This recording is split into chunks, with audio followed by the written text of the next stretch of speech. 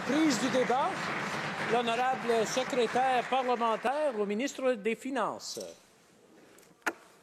Monsieur le Président, quel spectacle! Quel spectacle! Les gens à la maison ont eu la chance d'entendre le leader. Quel spectacle! Quel spectacle! J'ai énormément de respect pour un collègue avocat qui nous fait la leçon à tous les jours en chambre, Monsieur le Président, mais on va parler maintenant de faits. Après avoir eu un spectacle auquel nous, on a la chance d'assister à tous les jours en chambre, j'espère que le député d'Outremont pourra lire au moins ce qu'on va dire présentement, qui va ramener des faits. Et j'espère que le député d'Outremont va dire aux travailleurs de mon comté comment on s'est battu pour maintenir les emplois dans le domaine aérospatial en Mauricie, Monsieur le Président. Et j'espère que l'ensemble de ses collègues vont se rappeler que j'ai fait des interventions à 52 % en français. Alors, ces accusations pour les députés libéraux concernant les langues officielles, je pense qu'il pourrait les appliquer à lui-même. Monsieur le Président, laissez-moi vous faire un état des faits. Je pense qu'après les envolées oratoires qu'on a entendues et les gens qui nous écoutent à la maison, je pense que les gens veulent prendre une pause et maintenant écouter des faits. Les faits sont comme ça, Monsieur le Président. L'honorable ministre des Transports a déposé un projet de loi visant, Monsieur le Président, à moderniser la loi sur la participation publique au capital d'Air Canada. Plusieurs de mes collègues ont abordé précédemment devant cette Chambre la nature des modifications proposées dans le projet de loi et ce qui a trait aux activités d'entretien d'Air Canada, Monsieur le Président. J'aimerais pour ma part aborder plus en détail une composante importante propre aux activités liées aux opérations d'un transporteur aérien tel qu'Air Canada, soit l'importance que revêt l'industrie des services d'entretien, de réparation et de révision, Monsieur le Président. C'est un secteur important qui contribue de façon significative à notre économie, qui est générateur de très bons emplois, dont chez nous en Mauricie, Monsieur le Président, parce que le député d'Outremont se gargarisait d'être le défenseur des travailleurs. Bien, Monsieur le Président, je me lève aujourd'hui justement pour défendre les travailleurs de mon comté qui sont des sous-traitants de Bombardier. Monsieur le Président, ces emplois-là aussi permettent au Canada de s'illustrer brillamment sur la scène internationale. J'aimerais, dans un premier temps, partager devant cette Chambre plusieurs chiffres qui démontrent à quel point nos entreprises œuvrant dans le secteur de l'aérospatial sont importantes et contribuent à positionner le Canada comme un chef de file mondial. L'industrie de la fabrication aérospatiale canadienne se classe au 5e rang, Monsieur le Président, des pays de l'OCDE en termes de PIB. Le Canada se classe numéro 1 dans les simulateurs de vol civils, numéro 3 dans la production d'aéronefs civils et numéro 3 dans la production de moteurs civils, Monsieur le Président. Ça, c'est des faits. Ce qu'on a entendu avant, c'est un spectacle. Maintenant, ce qu'on vous parle, Monsieur le Président, c'est des faits économiques qui démontrent l'importance de l'industrie pour notre société canadienne. L'industrie aérospatiale canadienne est d'envergure nationale et la grande majorité des activités de fabrication ont lieu au Québec et en Ontario, alors que l'Ouest canadien joue un rôle de premier plan dans les services d'entretien, de réparation et de révision. La région Atlantique, pour sa part, a connu la plus forte croissance dans ses activités au cours des 5 dernières années. On entend ici, Monsieur le Président, par service d'entretien, de réparation et de révision, les activités qui sont liées à l'entretien et à la réparation d'aéronefs, de moteurs, de composants et autres systèmes. Ce secteur, Monsieur le Président, comprend aussi les activités effectuées dans les aéroports, aussi appelées la maintenance en ligne, le convoyage d'aéronefs, l'inspection et les essais en vol et les activités d'entretien des cabines intérieures.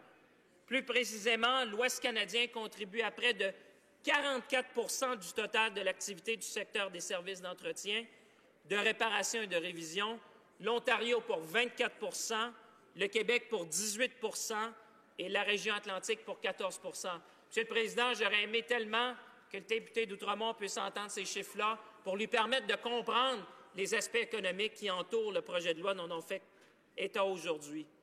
L'écosystème de l'industrie aérospatiale canadienne, Monsieur le Président, est interconnecté avec les industries de l'espace et de la défense. Le secteur du service d'entretien, de réparation et de révision comprend des activités aérospatiales liées tant au domaine civil qu'à la défense. Le registre des entreprises et le système canadien d'information socio-économique, ce qu'on appelle le CANSIM, nous apprend que le secteur des services d'entretien, de réparation et de révision et celui de la fabrication ont connu une période de forte croissance économique au cours des 10 dernières années. Les Canadiens ne sont pas en reste grâce aux retombées économiques directes et indirectes provenant de ce secteur d'activité. Et l'ensemble des parlementaires ici, Monsieur le Président, ont reconnu durant les différents discours l'importance de l'industrie aérospatiale à travers le pays pour maintenir l'excellence, la recherche et le développement et le nombre de travailleurs chez nous. En effet, Monsieur le Président, ce secteur-là, à lui seul, a contribué en 2014 pour 3,125 milliards de dollars à notre produit intérieur brut, soit une augmentation de 5 par rapport à 2013. Le secteur embauche pas moins de 32 100 travailleurs contribuant au maintien de près de 24 000 emplois dérivés, Monsieur le Président.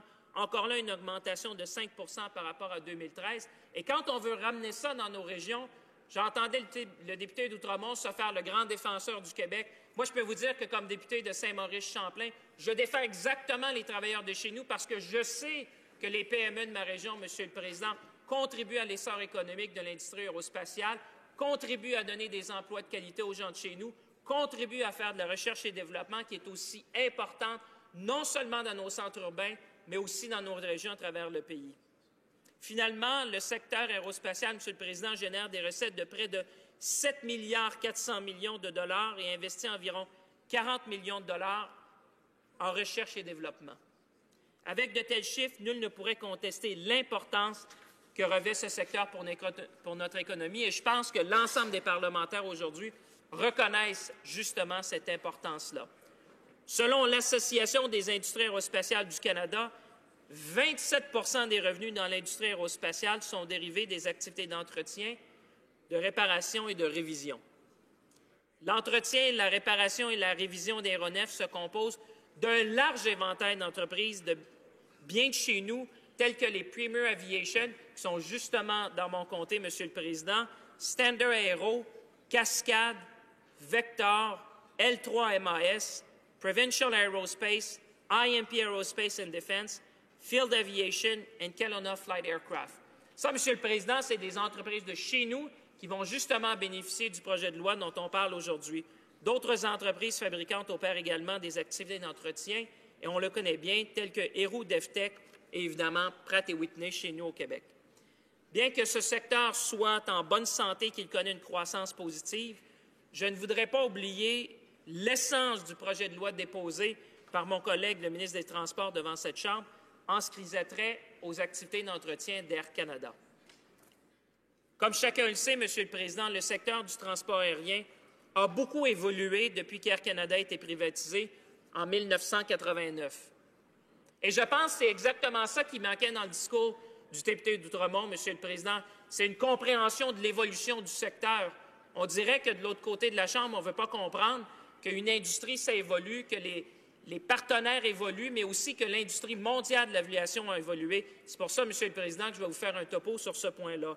De nouveaux joueurs internationaux ont contribué évidemment à modifier les règles du marché, forçant les transporteurs traditionnels d'Air Canada à s'adapter aux nouvelles réalités du marché en ce qui est trait au coût d'opération. Et ça, je pense que l'ensemble des parlementaires, Monsieur le Président, peuvent le comprendre.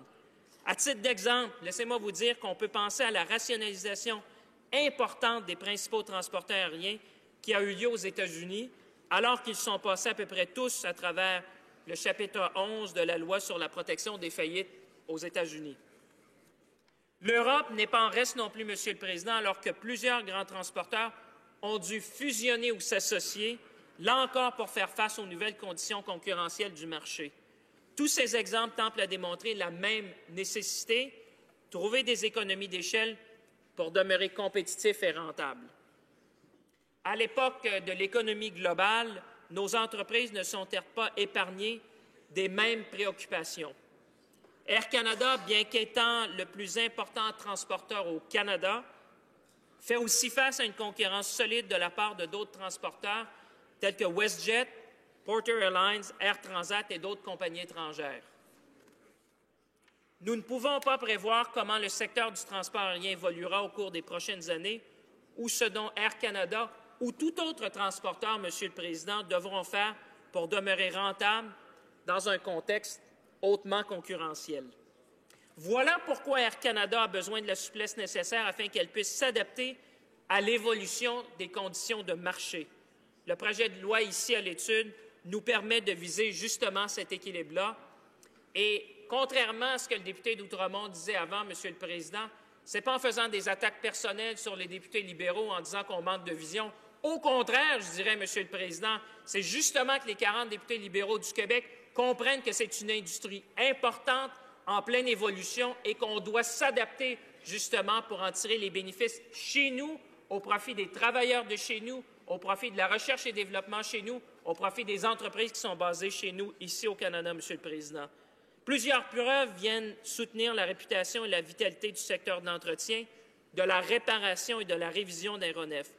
Je pense notamment, Monsieur le Président, à l'engagement pris par Air Canada et le gouvernement du Québec à créer un centre d'excellence en entretien au Québec et faire entretenir les futurs avions de la C-Series ici chez nous pour les 20 prochaines années. Ça, Monsieur le Président, c'est des engagements concrets. Je sais que le député d'Outremont est avocat. Moi aussi, je le suis. Je pense qu'il serait en mesure de comprendre qu'on parle d'engagements concrets pour le bénéfice des travailleurs, des entreprises de chez nous, parce que quand on parle d'un centre d'excellence, Monsieur le Président, on comprend bien que c'est ça qui va nous permettre justement de créer de la croissance au pays. Air Canada a depuis annoncé le 14 mars une entente avec le gouvernement du Manitoba, là encore pour la création d'un centre d'excellence en entretien des aéronefs et des embauches locales de travailleurs hautement spécialisés avec des réelles possibilités d'expansion.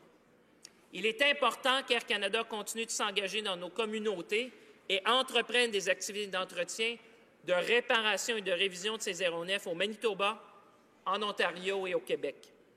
Ce projet de loi nous permet, Monsieur le Président, de préserver et soutenir le secteur de l'entretien, de la réparation et de la révision des aéronefs comme un acteur important de notre économie et générateur de bons emplois ici, Monsieur le Président, chez nous au Québec, chez nous en Mauricie, chez nous au Canada. Merci, Monsieur le Président.